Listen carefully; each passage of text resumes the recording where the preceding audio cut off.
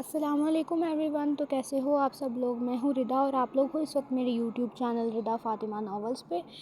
تو میں زیادہ باتیں نہیں کرتی اور ناول کو سٹارٹ کرتی ہوں، اور ملیحہ کی ناول میں انشاءاللہ کل پوسٹ کر دوں گی. وہ فالتو باتوں سے گریز کرتی تھی. وہ جانے کے لیے پلٹی تو حارث نے اس کو مخاطب کیا. مہانور جی. وہ مڑی اور حارث کا دل چاہا کہ وہ ایک بار تو نور کے سامنے اپنا حال دل بیان کرے. ایک بار تو اس کو کہے کہ تم مجھے پسند ہو، بہت زیادہ پسند. نہیں کچھ نہیں. لیکن اس نے نور اور خدا میں سے خدا کو چنا تھا. اس نے ٹھان لیا تھا کہ وہ اس راستے سے نہیں ہٹے گا جو اس کو اس لڑکی نے دکھایا تھا، ہدایت کا راستہ. تمہارے پاپا کی کال آئی تھی. جانے سے پہلے وہ ابرام کو بتا رہا تھا. وہ تمہارا فون نمبر مانگ رہے تھے اور مجھے امید ہے کہ تم نے نہیں دیا ہوگا. نہیں، میں نے ان کو تمہارا نمبر دے دیا ہے.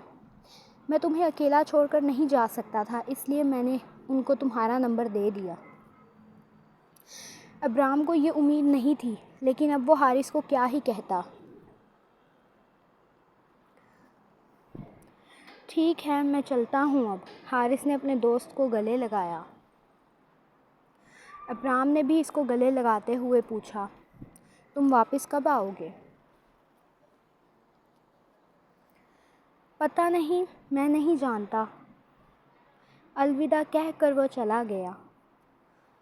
وہ رات بھر جاگتا رہا. حارث چلا گیا تھا اور وہ کمرے میں اکیلا رہ گیا تھا. اس کو نیند نہیں آ رہی تھی. ساری رات بے چین رہا، البتہ اس نے صبح تک خود کو نارمل کر لیا تھا.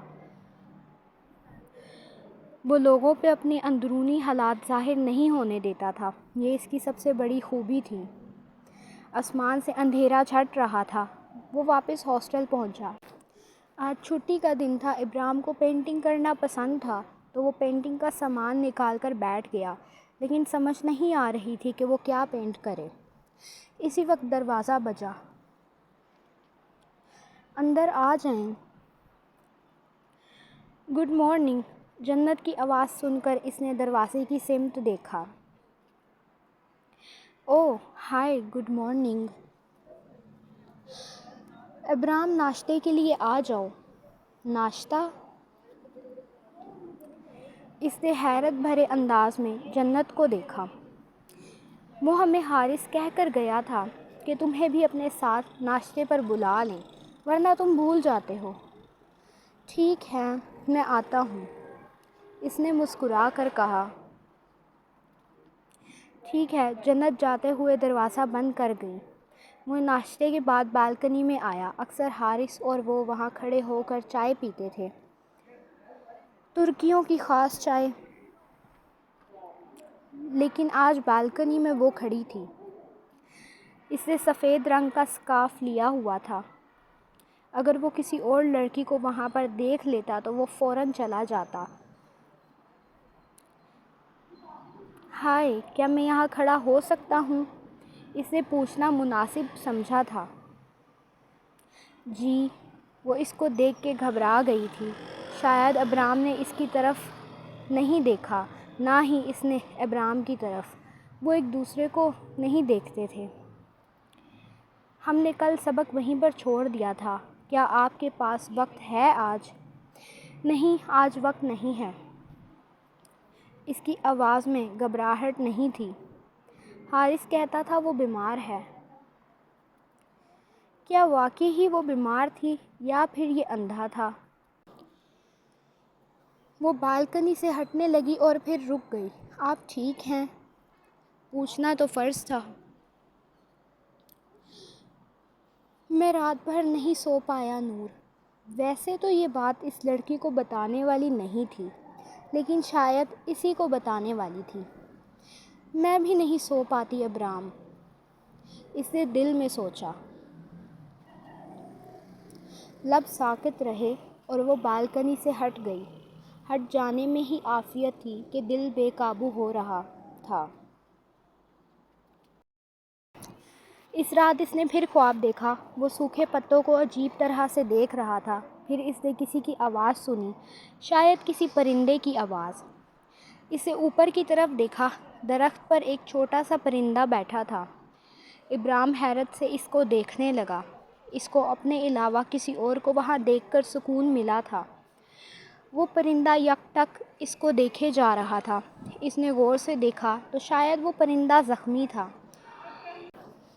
اس کے پروں پہ خون لگا تھا۔ اس نے ہاتھ بڑھایا تاکہ وہ اس کو پکڑ سکے، لیکن اسی لمحے اس کی آنکھ کھل گئی۔ وقت دیکھا تو یونیورسٹی جانے کا ٹائم ہو چکا تھا۔ تیار ہو کر وہ یونیورسٹی کے لیے نکل گیا۔ اس کو سیڑھیوں پر ہی عنایا اور جنت نظر آ گئی تھی۔ یہ ان کے پاس سے گزر جانا چاہتا تھا، لیکن جنت نے اس کو روک لیا۔ ابرام، تم نے ناشتہ نہیں کیا؟ میں نے روم میں ہی منگوا کر لیا تھا۔ اچھا ٹھیک ہے، وہ یہ کہہ کر آگے نکل گئی، جبکہ عنایا بار بار پلٹ کر اس کو گھور رہی تھی۔ میسنا عجیب، ابرام نے ان کو دیکھ کر دل میں سوچا۔ وہ تینوں ایک دوسرے سے مختلف تھیں، لیکن کچھ تھا جو ان تینوں میں ایک جیسا تھا۔ آخری کلاس سے پہلے وہ لائبریری میں موجود تھی۔ وہ کوئی کتاب پڑھ رہی تھی۔ وہ مسکراتا ہوا اس کے سامنے والی نشست پر بیٹھ گیا۔ السلام علیکم، نور نے سلام کیا۔ اس نے وہ کتاب بند کر کے بیگ میں ڈالی۔ وہ بیگ ہمیشہ خود سے اونچی جگہ رکھتی تھی۔ آپ کیا پڑھ رہی تھیں؟ قرآن پاک؟ وہ ذہین تھا، اس نے کتاب کے بڑے بڑے حرف پڑھ لیے تھے۔ جی، آپ کو بھی پڑھنا چاہیے۔ اس میں کیا ہوتا ہے نور؟ ہدایت۔ آپ کو کیا چاہیے ابرام؟ مجھے معلوم نہیں۔ آپ کو سکون چاہیے۔ وہ جانتی تھی اس کو۔ آپ نے کہا تھا آپ رات بھر نہیں سو پائے، کیا کوئی بے چینی ہے؟ اور یہ وقت تھا جب وہ بھول جاتی تھی کہ وہ ابرام کے بارے میں کیا سوچتی ہے۔ ابرام نے اس بات میں سر ہلایا۔ کیا؟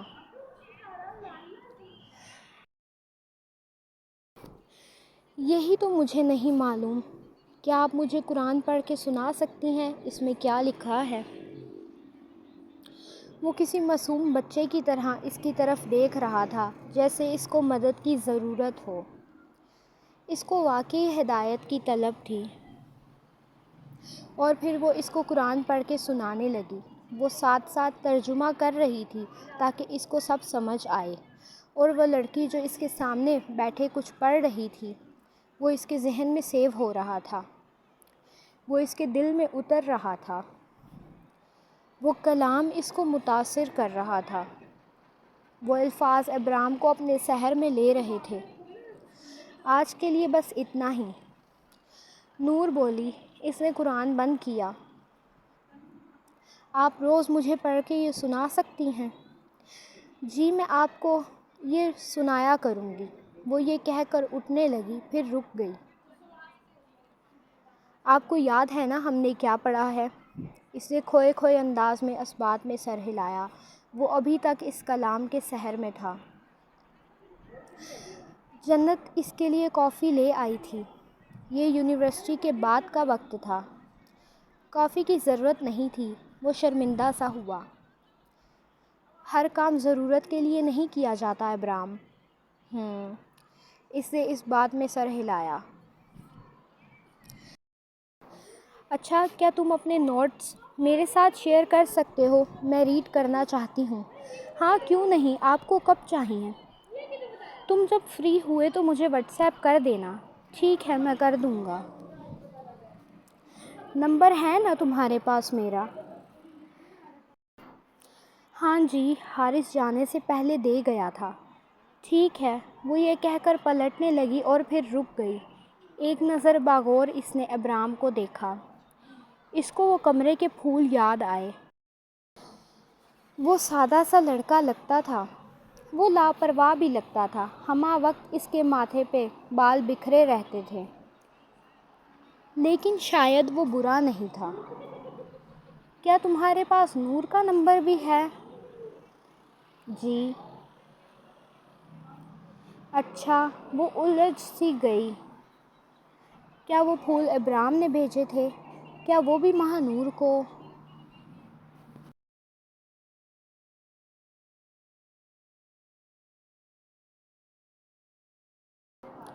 کیا ہوا آپ کو؟ چلیں؟ جی۔ وہ اس کے ہمراہ آگے بڑھ گئی۔ واپسی پر جنت اور ابرام ایک ساتھ ہی باہر نکلے۔ وہ باہر کھڑی جنت کا انتظار کر رہی تھی۔ نور، عنایا کہاں ہے؟ وہ ہاسٹل چلی گئی ہے، کہتے کہتے وہ ادھر ادھر دیکھنے لگی۔ سارا اعتماد ہوا بن کے اڑ چکا تھا۔ چلو پھر ہم بھی چلتے ہیں۔ تم آؤ گے ابرام؟ نہیں، مجھے کہیں اور جانا ہے ابھی۔ میں آپ کو نوٹس بھیج دوں گا۔ چلو ٹھیک ہے، اوکے بائے۔ بائے۔ خدا حافظ نور۔ اس نے جانے سے پہلے ہاتھ ہلایا تھا۔ وہ خود نہیں جانتا تھا کہ اس نے خدا حافظ کیسے کہہ دیا۔ وہ جو ادھر ادھر کا جائزہ لے کر اپنا وقت گزار رہی تھی، اس کے لبوں سے اپنا نام سن کر مشکل میں پڑ گئی۔ خدا حافظ، وہ دھیمی آواز میں کہہ کر اپنا سر جھکا گئی۔ حارث ہوتا تو وہ پہچان لیتا کہ وہ مشکل میں پڑ گئی ہے، پر وہ نہیں جانتا تھا۔ وہ اس کو دیکھتا ہی کہاں تھا؟ جس سے ہم محبت کرتے ہیں شاید وہ ایسا ہی ہوتا ہے، اپنے آپ میں مگن، لاپرواہ سا۔ اور ابرام سکندر لاپرواہ سا لڑکا تھا۔ وہ تنہائی چاہتا تھا، ایسی تنہائی جس میں وہ نور کی باتوں پہ غور کر سکے۔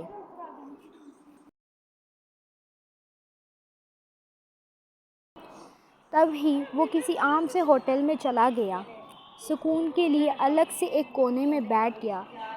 تبھی اچانک اس کا فون بجا۔ موبائل کی اسکرین پر اس کے بابا کا نام چمک رہا تھا۔ وہ اس کے بابا کی کال تھی۔ اس کے اعصاب تن گئے۔ وہ تو ان سے بات ہی نہیں کرنا چاہتا تھا، وہ کبھی بھی ان سے بات نہیں کرنا چاہتا تھا۔ اس نے اپنا موبائل پاور آف کر دیا، اور شاید یہی اس کی سب سے بڑی غلطی تھی، سب سے بڑی بھول تھی، جو شاید اس کو مشکل میں ڈالنے والی تھی۔ وہ تھکا ہوا لگ رہا تھا۔ وہ نور کی باتوں کو سوچنا چاہتا تھا، لیکن اس کی ساری سوچیں ہوا بن گئی تھی۔ اس نے ڈرنک کا گلاس اپنے لب سے لگا لیا۔ اس وقت وہ صرف اپنے دماغ کو سکون میں لانا چاہتا تھا، اور پھر اس رات اس نے دوسری بار خواب میں دلدل دیکھی تھی۔ اس کے ہر طرف گہرا اندھیرا تھا، جنگل کا نام و نشان نہیں تھا، بس ہر طرف اندھیرا تھا۔ اس نے قدم اٹھایا تو اپنے پاؤں کے نیچے کچھ گیلا سا محسوس کیا۔ وہ کیچڑ تھا، اور اندر کچھ اور بھی نظر آیا۔ وہ مرا ہوا جانور تھا، جس کی بدبو سے اس کا وہاں کھڑا رہنا محال ہو رہا تھا۔ اس کے پاؤں اس کیچڑ میں دھنستے جا رہے تھے، اور وہ بے بسی سے اسے دیکھ رہا تھا، آنکھوں میں آنسو لیے۔ اس کی کوئی مدد نہیں کر سکتا تھا، وہ تنہا تھا، اکیلا تھا۔ آنسو اب رخسار تک آ پہنچے تھے، اور پھر اچانک اس نے ایک آواز سنی۔ کوئی پرندہ اس کے سر کے ذرا اوپر چہچہا رہا تھا، اور اس کی آنکھ کھل گئی۔ اس کی سانس پھولی ہوئی تھی۔ اس نے کمرے میں ہر طرف دیکھا، وہاں کوئی نہیں تھا، لیکن اندھیرا تھا۔ وہ تیزی سے اٹھا اور ہاسٹل سے باہر سڑک پر نکل آیا۔ وہ اپنا پھولا ہوا سانس لیے سڑک پر چل رہا تھا، جب اس کو کھڑکی سے دیکھا جا رہا تھا۔ وہ کھڑکی سے اس کو دیکھ رہی تھی۔ وہ پریشان تھا۔ اس کو بھی پریشانی ہوئی، اور پھر وہ قرآن پڑھتے پڑھتے رو پڑی۔ یا اللہ، اس کے دل کو شفا دے دے، اس کو سکون دے دے، اس کی مشکلیں حل کر دے۔ وہ اس کے لیے دعا مانگ رہی تھی۔ ہاں، وہ ابرام سکندر کے لیے دعا مانگ رہی تھی۔ وہ اپنے محبوب کے لیے دعا مانگ رہی تھی۔ تجھ سے بہتر ہمارے دل کے حال کوئی نہیں جانتا۔ میں تجھے خفا نہیں کرنا چاہتی میرے خدا، تو اس شخص کو میرا کر دے۔ تو مہانور کو اس شخص کی روشنی سے نواز دے۔ اپنے دونوں ہاتھ اپنے چہرے پہ پھیرے اور پھر اپنے رخسار پر آئے ہوئے آنسو صاف کیے، اور وہ شخص بے خبر تھا کہ کوئی اس کے لیے اتنی دعا مانگ رہا ہے، اور وہ سکون قلب کے لیے بار کے باہر کھڑا تھا، لیکن وہ بنا کچھ بھی لیے باہر آ گیا۔ دل نہیں مان رہا تھا، دل نے انکار کیا تھا۔ وہ ہر روز ایک یتیم خانے جایا کرتا تھا اور کچھ پیسے ڈونیٹ کرتا تھا، اس سے دل کو سکون پہنچتا تھا۔ اس دن ان کی آخری کلاس نہیں ہوئی تھی، اس لیے انہوں نے استنبول گرینڈ بازار جانے کا ارادہ کیا۔ نور ابرام کو بتانے گئی تھی کہ وہ آج اس کا انتظار نہ کرے، جبکہ جنت اور عنایا اس کا انتظار کر رہی تھی۔ جنت، تم دونوں مجھ سے باتیں چھپاتی ہو نا؟ عنایا کو پتہ نہیں کیا خیال آیا، اچانک سے پوچھ لیا سوال۔ ہم چاہتے ہیں تم مصیبت میں نہ پڑو، تمہارے بس کی بات نہیں ہے راز رکھنا۔ بہت مشکل کام ہے عنایا، راز رکھنے والے مشکل میں پڑ جاتے ہیں۔ عنایا کچھ نہیں بولی، بس سر ہلا دیا۔ لیکن مہانور، وہ ٹھیک ہے۔ عنایا آج کچھ سنجیدہ تھی۔ وہ پہلے جیسی نہیں رہی جنت، وہ رات کو جاگتی ہے، وہ بیمار ہے، وہ کمزور ہوتی جا رہی ہے۔ یہ دوست تھی، فکر مند تھی۔ وہ پہلے کی طرح باتیں نہیں کرتی۔ میں پہلے والی مہانور کو بہت مس کرتی ہوں۔ میں چاہتی ہوں وہ پہلے کی طرح لڑائی کرے مجھ سے۔ وہ ٹھیک ہو جائے گی عنایا، ایک دن سب ٹھیک ہو جائے گا۔ عنایا نے سر ہلا دیا۔ ویسے جنت، تمہیں بھی لگتا ہے کہ کوئی نور کے پیچھے پڑا ہوا ہے؟ ہو سکتا ہے اس کو وہ پھول ابرام نے ہی بھیجے ہوں۔ جنت، میں نہیں جانتی اس کے پیچھے کوئی پڑا ہے کہ نہیں، لیکن وہ پھول ابرام نہیں بھیج سکتا۔ تم دونوں اس پر اتنا اعتبار کیوں کرتی ہو؟ عنایا کو برا لگا۔ ہم اس پر اعتبار نہیں کرتے، لیکن وہ ایسا نہیں ہے جیسا تم سوچ رہی ہو۔ وہ اپنے آپ میں مگن رہتا ہے، وہ کسی کے بارے میں نہیں سوچتا۔ ہاں، وہ میسنا ہے پورا۔ عنایا نے برا سا منہ بنایا۔ عنایا، ہاں بولو۔ ہم تینوں ایک ساتھ آئے تھے، ہم واپس بھی ایک ساتھ ہی جائیں گے۔ کچھ بھی ہو جائے، ہم کبھی ایک دوسرے کو چھوڑ کر نہیں جائیں گے۔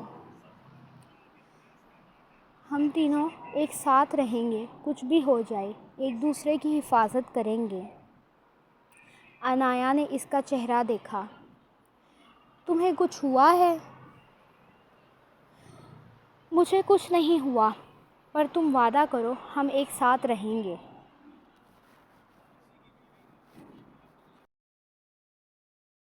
چینل کو سبسکرائب کر دے، ویڈیو کو لائک شیئر کمنٹ کر دے، اور انشاءاللہ میں سراپے محبت کی ایپیسوڈ کل ڈالوں گی یا پھر پرسوں۔ باقی سبسکرائب بھی کر دیا کرو، اتنی محنت کروں میں اور آپ لوگ بس ویڈیو دیکھ کر افو چکر ہو جاؤ۔ اتنی بڑی ناانصافی برداشت نہیں کر سکتی میں، اس لیے سبسکرائب کر دیا کرو۔ باقی اللہ حافظ۔